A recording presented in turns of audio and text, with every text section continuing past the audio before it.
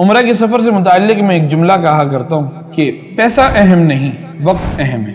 Video by یوسف۔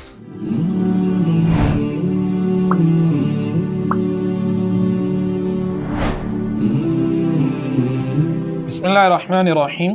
اسلام ایک مکمل ضابطۂ حیات ہے اور زندگی کے تمام معاملات میں ہمیں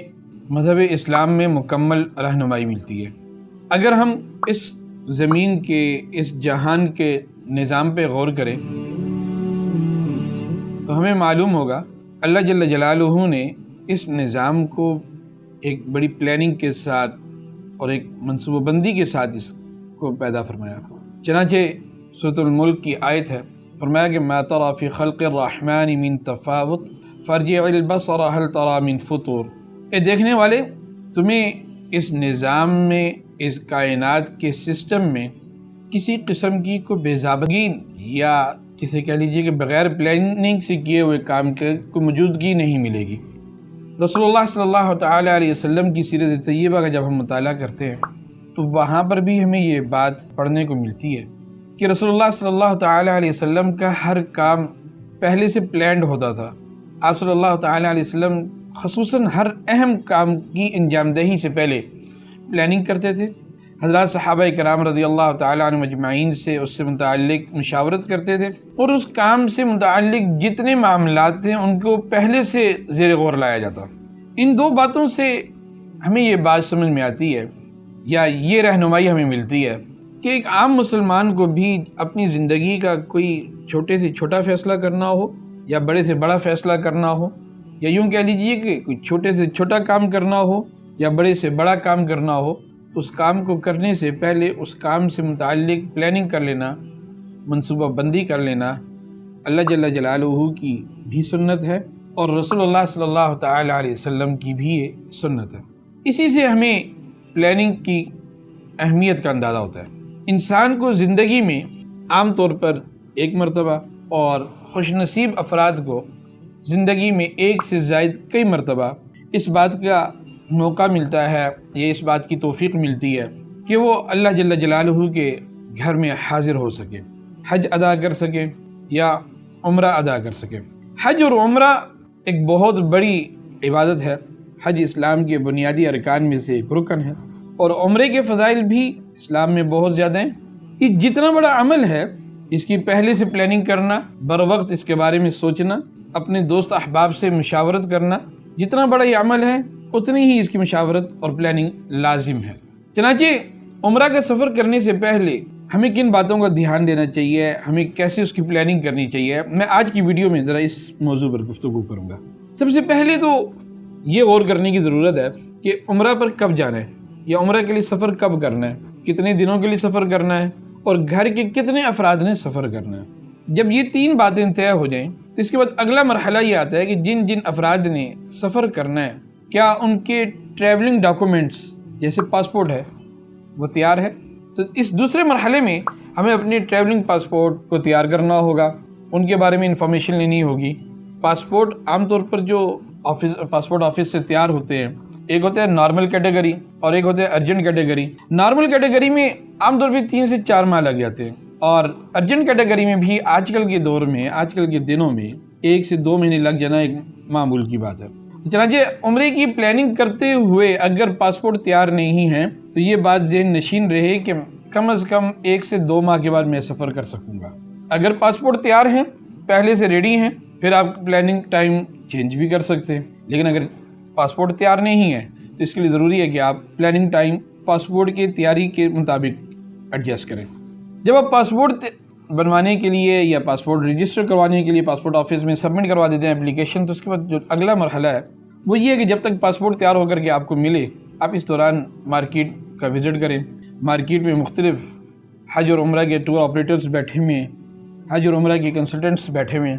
آپ ان سے جا کر کے ٹور کے بارے میں، اس ٹرپ کے بارے میں، اس سفر کے بارے میں معلومات لیں، اس کی مشکلات ان سے معلوم کریں، اس کی آسانیاں ان سے معلوم کریں، اس کے اخراجات ان سے معلوم کریں، اس سفر سے متعلق معلومات حاصل کریں۔ اور اس دوران آپ یہ دیکھیں کہ کون سی کمپنی اچھی سروسز پرووائڈ کر رہی ہے، کون سے لوگ ہیں جو اپنے کلائنٹس کا، اپنے معتمرین کا خاص خیال رکھتے ہیں، ان کو تلاش کریں، اور یہ تلاش مشکل نہیں ہے، آسان ہے۔ پھر جس کمپنی کے بارے میں آپ کو اعتماد ہو جائے، یقین ہو جائے کہ یہ کمپنی میرے سفر کے لیے موزوں ہے، تو اس کمپنی کے ساتھ اپنے سفر سے متعلق معاملات کو باقاعدہ طے کر لیں، اور ان سے ایک ایک چیز طے کر لیں کہ بھئی جانا کیسے ہوگا، کون سی ایئر لائن سے جانا ہوگا، اگر ڈائریکٹ فلائٹ ہے تو کون سی فلائٹ ہے، ان ڈائریکٹ فلائٹ ہے تو راستے میں اسٹے کتنی دیر کا ہوگا، جدہ ایئرپورٹ پہ جب آپ لینڈ کریں گے تو آپ کو مکہ ہوٹل تک کیسے پہنچایا جائے گا، گاڑی کے آنے تک یا ٹرانسپورٹیشن کے لیے آپ کو کتنا انتظار کرنا پڑے گا، جب آپ مکہ مکرمہ پہنچ جائیں گے تو آپ کا ہوٹل کون سا ہوگا، تو یہ ساری چیزیں جو ہے آپ ان سے طے کر لیجئے۔ طے کرنے کے بعد جب آپ کا اس کے بعد جو اگلا مرحلہ آئے گا، جب آپ کو پاسپورٹ مل جائے تو آپ ان کو پاسپورٹ سبمٹ کروائیں گے اپنے عمرہ کنسلٹنٹ کو، اور ان کو تاریخ دیں گے کہ اس تاریخ کو میں نے سفر کرنا ہے۔ یہاں پر آگے بڑھنے سے پہلے میں ایک بات بتاتا چلوں، جب آپ عمرہ کنسلٹنٹ سے مشورہ کر رہے ہوتے ہیں، جب آپ مارکیٹ وزٹ کر رہے ہوتے ہیں، تو ہر آدمی کی اپنی ایک چوائس ہوتی ہے، ہر زائر کی اپنی ایک چوائس ہوتی ہے، اور اس کے ساتھ ساتھ اس کا اپنا بجٹ ہوتا ہے، تو وہ دونوں کو مد نظر رکھتے ہوئے اپنے عمرہ پیکیج کو ترتیب دیتا ہے۔ لیکن جو آسان چیز ہے، میں جس کو ریکمینڈ کروں گا اور جو دوستوں کو میں مشورہ دیا کرتا ہوں، وہ یہ ہے کہ آپ کوشش کریں کہ آپ ڈائریکٹ فلائٹ کا انتخاب کریں۔ اس میں سہولت زیادہ ہوتی ہے، مشقت کم ہوتی ہے۔ یہ الگ بات ہے کہ ڈائریکٹ فلائٹ کا ٹکٹ تھوڑا سا مہنگا ہوتا ہے، لیکن وہ مہنگائی اتنی نہیں ہوتی ہے، لیکن جو انسان کو سہولت حاصل ہو جاتی ہے اس کی کوئی قیمت نہیں ہوتی۔ اسی طرح آپ اب عمرہ کنسلٹنٹ سے جب اپنا پیکیج طے کر رہے ہوں تو کوشش یہ کریں کہ جو آپ اکاموڈیشن لیں اس میں دو باتوں کا خیال رکھیں۔ پہلی بات تو یہ ہے کہ وہ ہوٹلز قریب ہونے چاہیے، اور دوسری بات یہ ہے کہ وہ ہوٹل اچھے ہونے چاہیے، اچھے معیار کے ہونے چاہیے، اچھے سٹینڈرڈ کے ہونے چاہیے۔ قریب ہونے کا فائدہ کیا ہوگا؟ قریب ہونے کا فائدہ یہ ہوگا کہ آپ وہاں جس مقصد کے لیے جا رہے ہیں اس مقصد کی ادائیگی میں آپ کو سہولت ہوگی، آپ کا وقت بچے گا، آپ کو حرم آنے جانے میں آسانی ہوگی، بلکہ آپ کا زیادہ تر وقت حرم میں گزرے گا۔ آپ کو 5 وقت کی باجماعت نماز حرم کی نصیب ہوگی، آپ کو اعمال کی ادائیگی میں ایک سکون ملے گا، اور اچھے ہونے کا یا معیاری ہونے کا، سٹینڈرڈ وائز اس کے بہتر ہونے کا فائدہ یہ ہے کہ جب آپ اپنی عبادات سے فارغ ہو کر کے واپس ہوٹل میں آئیں گے تو آپ کو سکون ملے گا، آپ کو آرام کرنے میں کسی پریشانی کا سامنا نہیں کرنا پڑے گا، جس سے آپ دوبارہ تازہ دم ہو کر کے دوبارہ آپ حرم عبادات کے لیے جائیں گے۔ لیکن عمرہ کے سفر کا جو بنیادی مقصد یہ ہوتا ہے کہ انسان وہاں جا کر کے زیادہ سے زیادہ عبادت کرے، کیونکہ اس کی وجہ یہ ہے کہ مور دین 90% لوگ جو ہوتے ہیں ہمارے مشاہدے کے مطابق وہ زندگی میں ایک دفعہ ہی سفر کر پاتے ہیں۔ اس کے لیے وہ بڑی محنت سے، بڑی کوشش سے، جد و جہد سے وہ پیسے جمع کرتے ہیں، اور پھر وہ اس سفر کی سعادت حاصل کرتے ہیں۔ تو جہاں وہ اتنی محنت کرتے ہیں تو ہم ریکمینڈ یہ کرتے ہیں کہ تھوڑی سی کوشش کر کے، تھوڑی سی ہمت کر کے وہ قریب کے ہوٹل سے لے لیں گے تو فائدہ یہ ہوگا کہ ان کا وقت قیمتی ہے۔ عمرہ کے سفر سے متعلق میں ایک جملہ کہا کرتا ہوں کہ پیسہ اہم نہیں، وقت اہم ہے۔ اگر آپ پیسے بچا لیتے ہیں تو وہاں آپ کا وقت ضائع ہوگا، اور اگر آپ اس سفر میں تھوڑا سا پیسہ خرچ کر کے